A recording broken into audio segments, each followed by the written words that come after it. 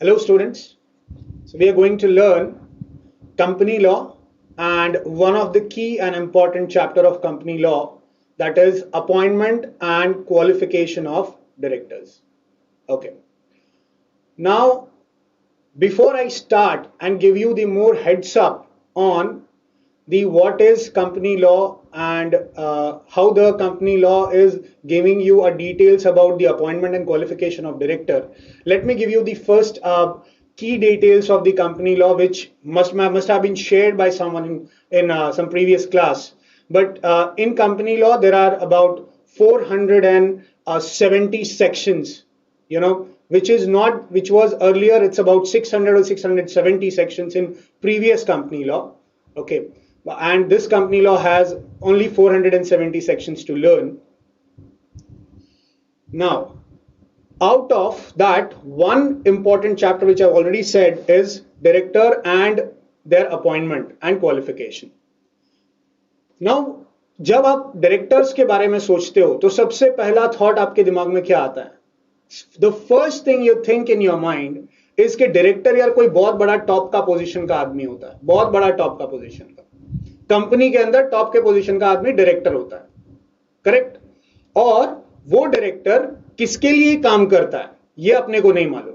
We don't know director किसके लिए काम करता है. वी नो दैट कि डायरेक्टर मालिक है, डायरेक्टर हिमसेल्फ इज मालिक, तो वो खुद के लिए काम करता होगा, कंपनी चलाने का काम उसका है, correct? That's is the general understanding which generally the people have around it. But आपका वो अंडरस्टैंडिंग नहीं होना चाहिए. You should know that director कौन है, किस लिए काम करता है, किसके बिहाफ में काम करता है, उसको कौन अपॉइंट करता है, उसका पेमेंट उसको कितना मिलता है, राइट? हम लोग कंपनी सेक्रेटरी हैं, हमको मालूम होना चाहिए कि किसको कितना पैसा मिलता है, right? Nobody is get paid for free, nobody works for free. We should know कि कौन अपॉइंट किसको कौन कब कैसे करता है, right? This is what our की job. Okay, so let's move on to a slides. What do you mean by director? The meaning of director. So section 2 subsection 34 says that director means a director appointed by the board of the company. Director means a director appointed by the board of the company. Okay, board of directors कौन होते हैं अब? Appointed by the board of directors of the company. Board of directors उनको appoint करते हैं, correct? So can I say that कि जो आपका ये जो डायरेक्टर है वो अपॉइंट किया हुआ है कंपनी के बोर्ड में, एंड कंपनी के बोर्ड ऑफ डायरेक्टर्स में वो अपॉइंटेड एक पर्सन है, और जो बोर्ड ऑफ डायरेक्टर्स है वो कलेक्टिव पर्सन है. वो लोग सबका एक, सारे डायरेक्टर्स का कॉम्बिनेशन कौन है? बोर्ड ऑफ डायरेक्टर्स है. Okay, so board of directors के अंदर कुछ लोग, कितने भी लोग हो सकते हैं, 5 हो सकते हैं, 10 हो सकते हैं, उसके भी मैक्सिमम लिमिट्स है, दैट इज ऑलरेडी डिफाइंड. और आप जब आगे के चैप्टर्स में पढ़ोगे तो you will come to know that कि हाँ 15 डायरेक्टर मैक्सिमम हो सकते हैं, उसके बाद रेजोल्यूशन पास करना पड़ता है उनके अपॉइंटमेंट के लिए, etcetera etcetera. But what is the general meaning of director is कि जनरल मीनिंग डायरेक्टर का ये है कि डायरेक्टर जो है वो कंपनी के बोर्ड में अपॉइंटेड होता है और बोर्ड ऑफ डायरेक्टर्स और शेयर होल्डर्स उनका अपॉइंटमेंट करते हैं.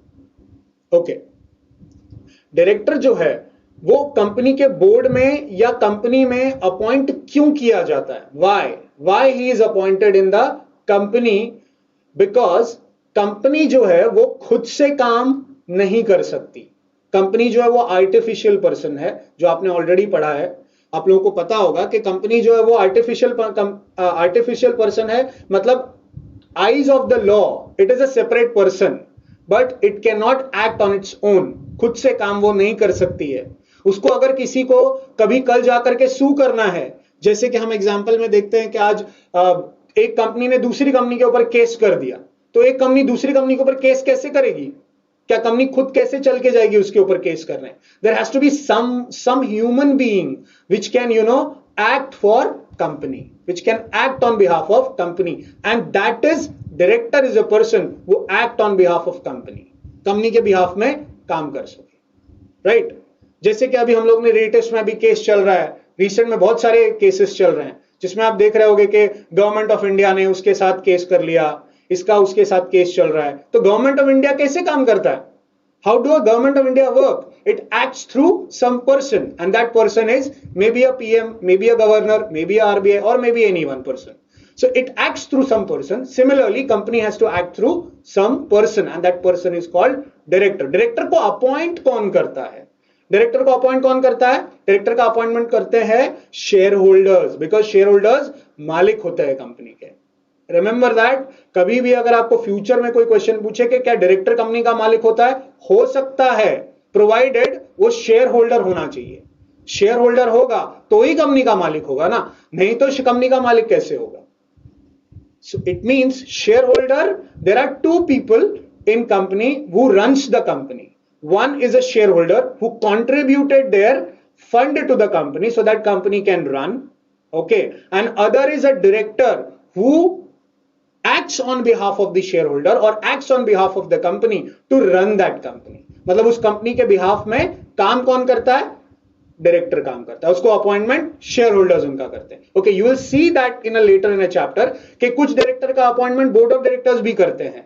So I am not saying that कि 100% सारे डायरेक्टर शेयर होल्डर्स ही अपॉइंट करेंगे, but what I am trying to say is that directors जो है वो शेयर होल्डर्स के बिहाफ में काम करते हैं. They act on behalf of share holders. Now what is the general and legal position of shareholders in the eyes of the law? See, directors एक ऐसा पोजीशन है कंपनी के अंदर जहां पे उसके पास सारे पावर्स और कंट्रोल होते हैं. सारे पावर और कंट्रोल होते हैं. कंट्रोल और पावर का मतलब क्या हुआ कि वो किसी को भी अपॉइंट कर सकता है, किसी को भी अपॉइंट कर सकता है as a person to look at the finance. और समझो कि फाइनेंस कंपनी का एक ऐसा होता है कि वो ब्लड होता है कंपनी का. फाइनेंस के अंदर अगर कुछ भी गड़बड़ हो गई तो सारा का सारा कंपनी का जो बिजनेस है वो खराब हो सकता है. करेक्ट.